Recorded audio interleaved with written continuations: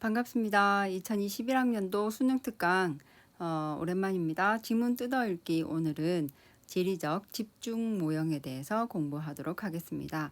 수능특강 독서 120쪽에 있는 지문이죠.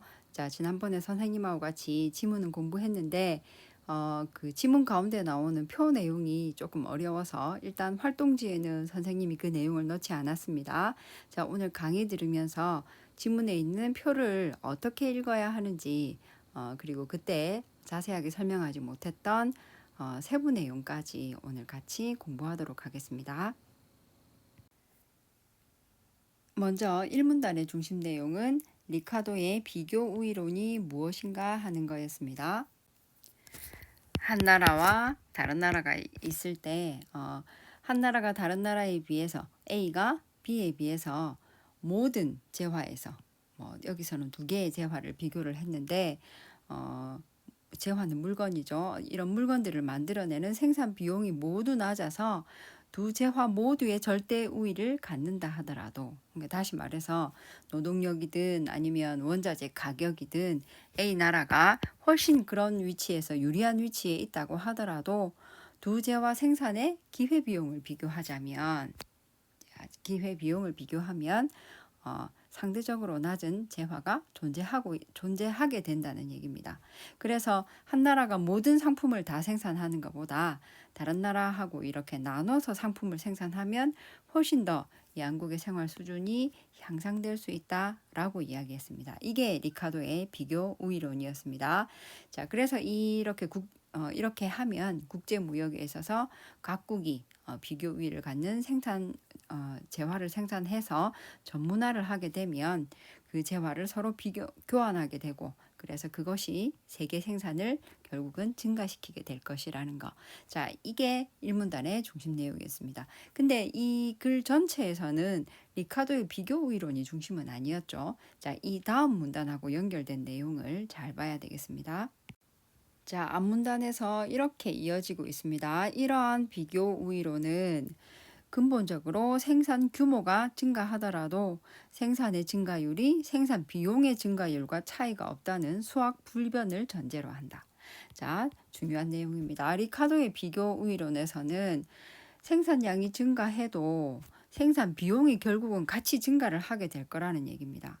왜냐하면 우리가 원자재를 사서 물건을 많이 생산하면 돈을 더 많이 벌지만 대신에 비용도 늘어나죠.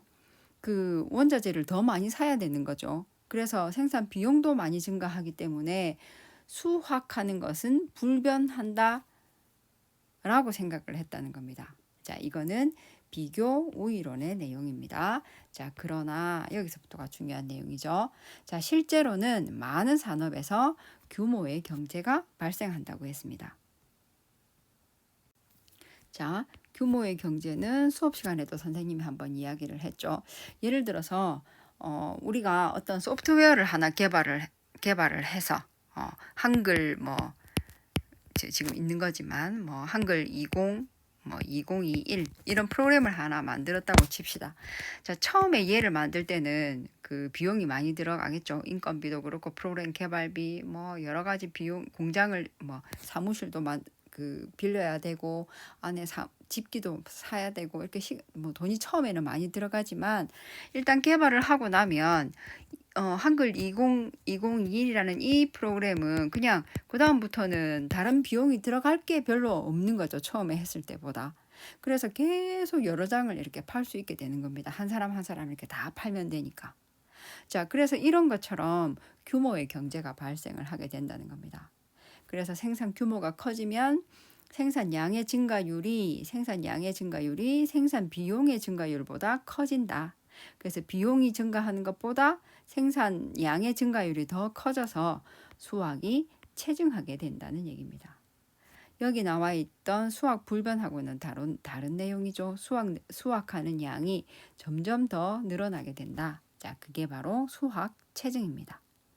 자, 어떤 재화를 일정 단위까지 생산하는데 필요한 고정 비용이 10단위고, 자, 예시를 들고 있습니다. 한 단위의 재화를 생산할 때마다 비용이 1단위씩 추가된다고 가정을 할 때, 자, 처음 1단위를 생산할 때는 재화 1단위를 생산하는, 그러니까 여러분이 이해하기 쉽게 물건 한 단위라고 생각하시면 되겠습니다. 자, 재화 1단위를 생산하는 평균 비용은 고정 비용, 그러니까 애초에 처음 들어가는 비용을 이야기하는 겁니다. 자, 아까 우리가 한글 2022를 만든다고 할 때 고정 비용 뭐 원래 들어가야 되는 인건비라든가 뭐 사무실 비용이라든가 뭐 이런 것들 이야기합니다. 자, 고정 비용에 재화 1단위당 생산 비용을 더한 11단위가 평균 비용이 되는 겁니다. 자, 색깔을 구분하겠습니다. 여기 말하는 평균 비용은 고정 비용에 재화 하나마다 생산 비용이 더 늘어나는 11단위가 평균 비용이 된다는 얘기입니다. 자, 그러나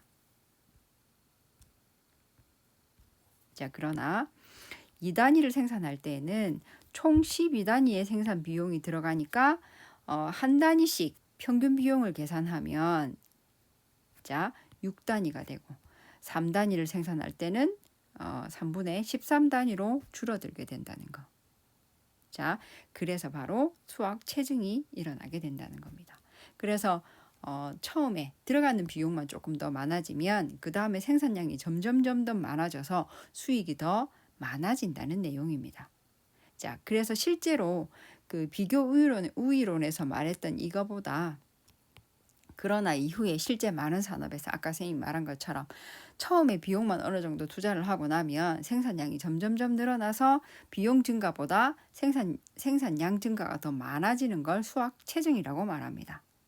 자, 지금 이 문단에서는 지금 수학 불변을 전제로 하고 있는 이 비교 우위론에 이런 문제점이 있다고 이야기하고 있는 겁니다. 자, 비교 우위론은 수학 불변을 전제로 하고 있는데 실제로 많은 산업에서는 이게 발생한다는 얘기죠. 자, 정리됐습니까?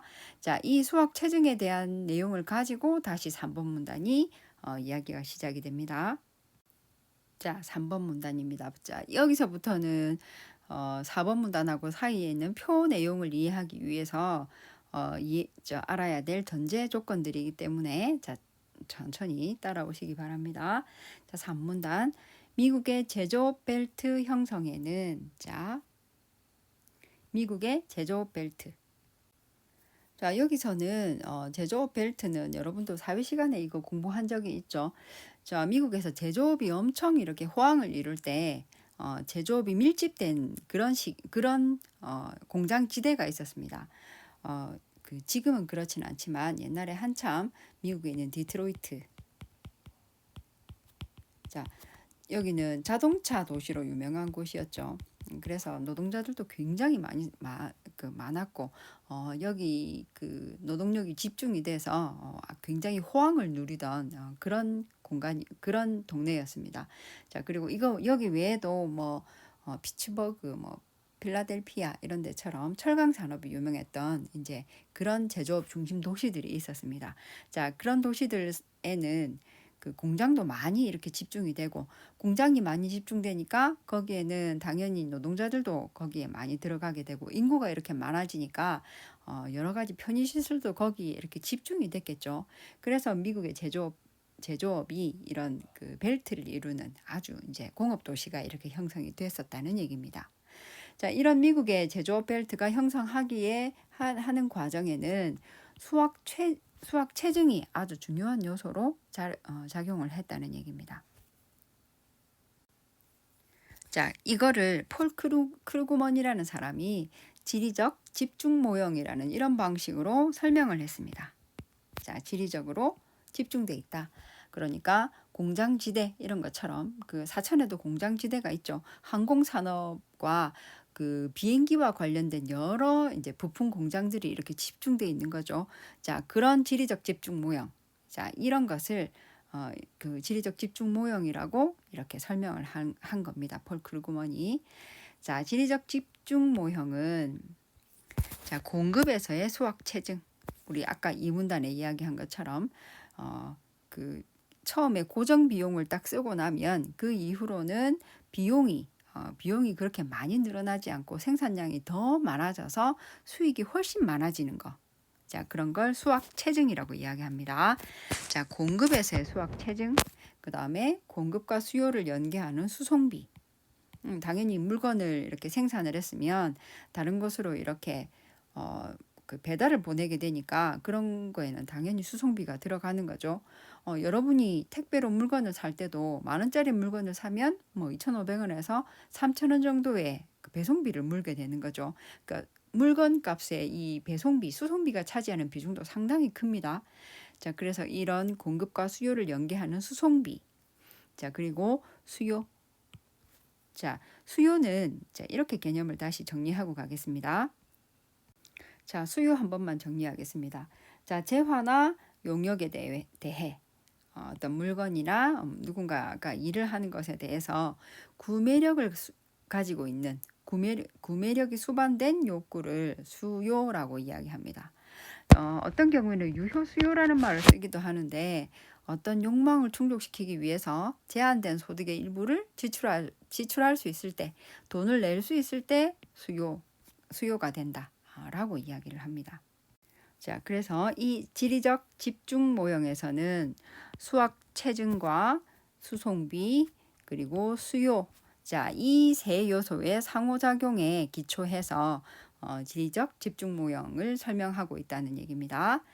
자, 지금부터는 가정입니다. 자, 동쪽과 서쪽이라는 오직 두 생산 입지만 존재하고, 자, 입지는 우리가 경제 활동을 하기 위해서 어떤 공장을 세운다든가 할 때 장소를 이야기하는 겁니다. 자, 장소. 그래서 동쪽과 서쪽이라는 그 두 개의 장소만, 공장을 세울 수 있는 장소만 존재한다고 가정을 하는 겁니다. 첫 번째 가정. 자, 두 번째 가정은, 자, 이 나라에서는 농산물하고 공산품 두 개의 생산물만 있다고 가정을 합니다. 자, 농산물하고 공산품. 공산품은 공장에서 생산한 물건을 이야기하는 겁니다. 자, 이 두 개의 생산물만 있다고 가정을 합니다. 자, 그리고 모든 국민이 오직 이 두 가지 생산에 종사하고 있는 나라를 가정을 하는 겁니다. 자, 모든 국민은 이 두 가지 생산에만, 그러니까 농산물을 생산하는 농부와 공장에서 일하는 노동자만 있다고 가정을 하는 겁니다. 자, 농산물은 토지를 이용하여 생산되므로 농부의 수는 양쪽의 토지량에 비례한다. 자, 이 말을 다시 정리하자면 토지가 많은 곳에 농부의 수도 많다는 얘기입니다. 자, 그리고 이 나라는 동쪽과 서쪽의 토지량이 동일하다고 했습니다. 자, 동일한 걸 가정을 하고 있는 겁니다. 토지량이 똑같다고 봤을 때 총 노동력의 60%를 차지하는 농부가, 자, 총 노동력이라고 하니까 이 총 노동력에는 노동자와 농부가 다 같이 들어있는 거죠. 자, 그러면 이 중에서 농부가 60%, 그러면 노동자는 나머지 40%가 된다, 이 말입니다. 자, 총 노동력의 60%를 차지하는 농부가 양쪽에 균등하게 분포해 있다. 그러면 이건 무슨 말입니까? 60%가 농부인데 균등하게 분배해 있으니까 동쪽에도 30, 서쪽에도 30. 자, 이렇게 농부가 있다는 얘기입니다. 그럼 나머지 40%는 아직 어디 있는지는 모르지만 노동자, 공장에서 공산품을 만드는 노동자는 40%가 있다는 얘기죠. 자, 정리됐습니까? 자, 그리고 공산품은, 자, 요 앞에까지는 농부의 이야기였습니다. 자, 공산품은 이 사람들은 동과 서 어느 한쪽 또는 양쪽에서 생산될 수 있다. 자, 그 표에 보면 여러 개의 조건이 나와 있죠. 그러면 이것에 대해서 어느 쪽에 분포하게 될지를 표의 내용대로 이렇게 정리를 하시면 됩니다. 자, 어느 한쪽 입지에서만 생산된다면 다른 쪽 시장에 공산품을 공급하기 위한 수송비가 발생하고, 양쪽 입지에서 모두 생산된다면 수송비는 들지 않지만 뭘 해야 되죠? 양쪽에 공장 설비를 갖춰야 되기 때문에 고정 비용이 2배가 된다. 당연히 양쪽에 공장을 다 세워야 되니까 그 공장 세우는 비용이 더 많이 들어가게 되는 거죠. 자, 그리고 공산품 단위당 수송 비용은 한 단위라고 가정을 하고 한쪽의 공장 설비를 갖추기 위한 고정 비용은 4단이다. 자, 전부 가정이니까 공장을 하나 세우려고 하면 4단위의 고정 비용이 들어간다는 얘기입니다. 자, 그리고 해당 입지의 인구에 비례하게 되는 공산품에 대한 수요를 10단이라고 했을 때, 자, 해당 입지에 해당 그 장소의 인구에 비례하게 된다. 당연히 사람이 많이 살면 공산품에 대한 수요가 많아지는 거죠. 그러면 공산품에 대한 총 수요를 10단이라고 했을 때 기업의 생산 입지에 따른 비용은 다음 표와 같이 나타나게 된다. 이 부분을 놓치는 친구들이 꽤 있었는데, 기업의 생산 입지에 따른 비용입니다. 자, 기업이 공장을 어디다 세우냐에 따라서 뭐가 달라진다고? 비용이 달라진다는 얘기입니다. 동쪽과 서쪽 중에서 어느 쪽에다 공장을 세우느냐에 따라서 이 공장에서 지출해야 될 비용이 달라진다는 얘기입니다. 기업 입장에서는 비용이 적게 들어가는 곳에 공장을 세우는 것이 더 좋겠죠. 자, 어느 경우에 비용이 가장 적게 들어가는가를 표를 보고 생각을 해내시면 되는 겁니다. 자, 제일 좋은 거는 이런 표나 예시를 볼 때, 자, 여러분이 직접 당사자가 돼 보는 겁니다. 여러분이 지금 기업이고 어떤 동쪽이나 서쪽 혹은 양쪽 어느 곳에 생산 공장을 세울 것인가, 이거를 생각해 본다고 생각을 하시면 됩니다. 자, 이제 표를 보겠습니다. 기존의 제조업이 분포되어 있는 상황. 자, 이 말은 기존의 다른 제조업 공장들이 분포되어 있는 상황을 이야기하는 겁니다. 자, 아까 이야기했던 그 제조업들 동쪽에만 대부분 집중되어 있다고 이야기했습니다. 그러면 여러분이 이게 이 기업이라고 생각해 봅시다. 자, 다른 제조업들이 대부분 동쪽에만 다 있어. 근데 여러분이 공장을 어디다 세워야 되냐 하면, 자, 이 나라에 만약 기존의 모든 제조업이 동쪽에 집중되어 있다면, 자, 동쪽에 공장들이 아주 많은 곳에 여러분이 이제 공장을 세울 겁니다. 동쪽의 공산품 수요는 동쪽의 공산품 수요는 농부의 수요 3단위와, 이거 왜 3인지 알겠죠? 아까 그 산문단에서 뭐라고 했냐면 농지가 양쪽에 동과 서에 나란히 30 있다고 그랬죠. 그래서 그 이 농부가 30%가 여기에 있으니까 농부의 수요를 3단이라고 계산했을 때, 각각 한 단위라고 계산을 했을 때, 자, 농부의 수요 3과 제조업 노동자의 수요 4단위. 왜 제조업 노동자 수요가 4단위냐 하면, 아까 산문단 할 때 선생님이 그 지문에 있는 거 가지고 이야기했죠. 농부가 총 노동력의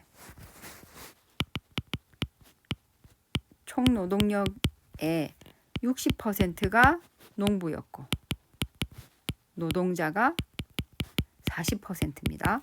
그러면 이 40%가 다 어디에 있다고? 동쪽에 있다는 얘기입니다.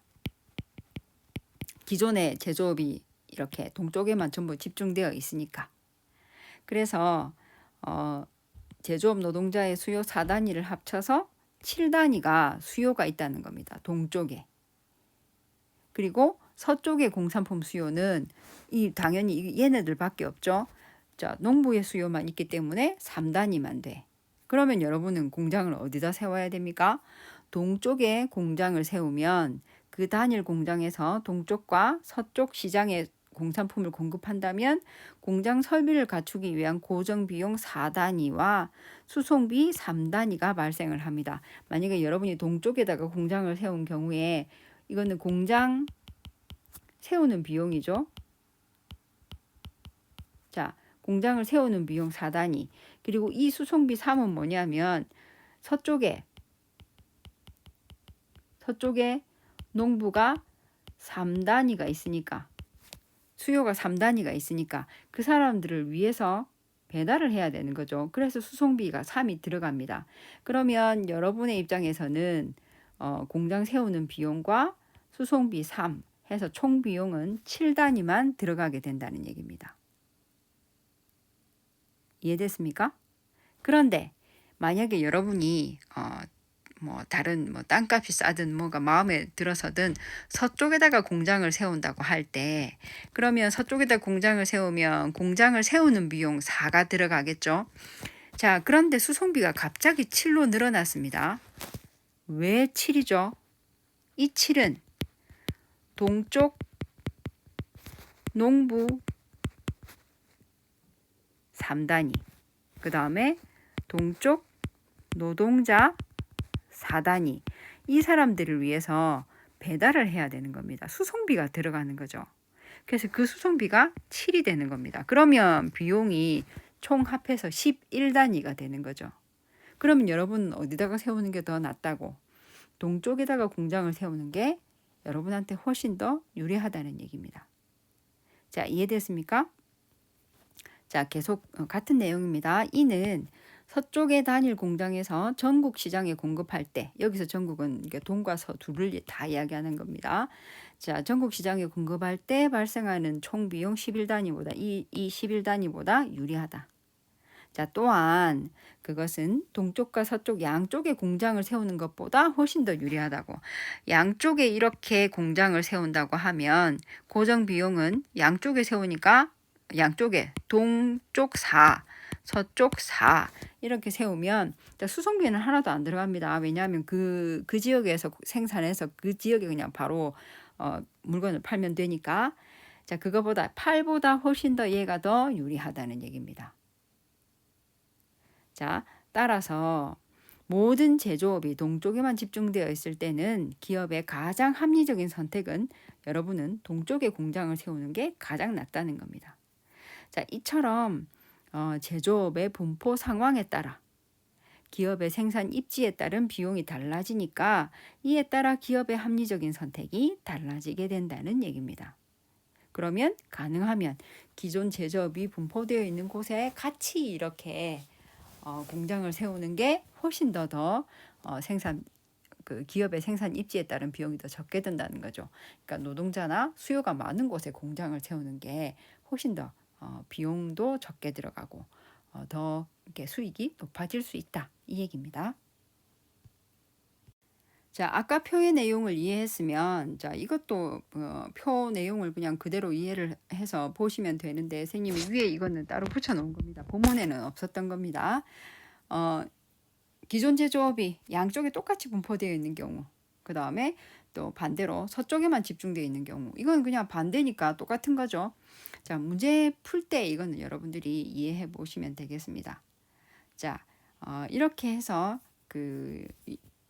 아까 사문단 지문에 있는 내용을 표의 내용에 적용을 해서 이해하시면 되겠습니다. 자, 이제 마지막 문단 내용입니다. 건국 초기의 미국인들은, 자, 초의 미국인들은 대부분 농업에 종사했습니다. 자, 우리도 마찬가지죠. 농업을 다들 했죠. 근데 제조업에서 규모의 경제가 거의 발생하지 않았고 발생할 수가 없었죠. 자, 뭐 교통시설도 별로 안 돼 있어서 수송비도 굉장히 비쌌습니다. 따라서 이 시기에 지리적 집중 현상은 나타날 수가 없었다는 얘기입니다. 이렇게 집중시킬 수가 없었으니까. 점차 농업에서 공업으로 산업이 이행하면서 남부를 제외한 대부분의 지역에 제조업이 등장을 했고 19세기 후반에 들어서 제조업에서 규모의 경제가 이제 증가를 하게 된 겁니다. 교통시설도 확충돼서 수송비도 크게 낮아졌고 수송비가 낮아져서 비용이 떨어지니까 수익이 더 많아지죠. 자, 그리고 비농업 거주지, 그러니까 농사 짓지 않는 그런 거주지의 인구가 점점 늘어났어. 인구가 늘어나면 수요도 결국 늘어나는 거죠. 그 결과 미국의 북동부, 중서부 동쪽의 매우 좁은 지역에 강력한 제조업 벨트가 형성이 됐습니다. 제조업 관련되는 공장지대들이 막 이렇게 들어섰다는 얘기입니다. 자, 그 후 새로운 토지와 새로운 자원이 서쪽에서 개발되고 그 뒤에 자, 남부에서 노예제가 종식돼서 노동력이 풍부해졌지만 자, 남부에 그렇다고 제조업이 집중되지는 않았다는 얘기입니다. 오랫동안 확고히 자리 잡은 제조업 벨트의 견인력이 끌어당기는 그 힘이 매우 강해서 이 지역 제조업 집중 현상은 계속 유지될 수 있었다. 라고 마지막 오문단 내용에 정리를 했습니다. 근데 여러분들은 사회 시간에 배울 때는 이 내용의 더 뒤에 이야기를 알고 있죠. 지금은 디트로이트는 더 이상 이제 자동차 중심 도시도 아니고 철강이나 뭐 이런 아까 얘기했던 필라델피아 이런데 철강 산업도 굉장히 지금은 이제 쇠락해 있는 상태입니다. 그래서 지금은 이 제조 벨트를 여러분도 아는 것처럼 그 녹슨 러스트 벨트 이런 식으로 표현을 많이 하죠. 지금은 거의 쇠락해서 그쪽은 이제 제조업이 이렇게 집중된 그런 벨트가 아닙니다. 그래서 혹시 이 다음에 이 지문이 수능이나 모평에서 이렇게 활용이 된다면 자 이런 내용과 연계해서 내용이 새롭게 융합될 가능성도 있을 것으로 봅니다. 자, 표 그 내용을 한 번 더 집중해서 읽어보시고 표 내용을 본문에 의거해서 뜯어서 읽을 수 있도록 연습을 한 번 더 해보시고 그 다음에 다시 문제를 풀어봤으면 좋겠습니다. 자, 우리 수특의 문제로는 이 표에 대한 내용이 3번에 있었죠. 자, 이해 안 간 친구들은 한 번 더 그 부분 읽어보고 문제를 꼭 풀어보시기 바랍니다. 자, 고생하셨습니다.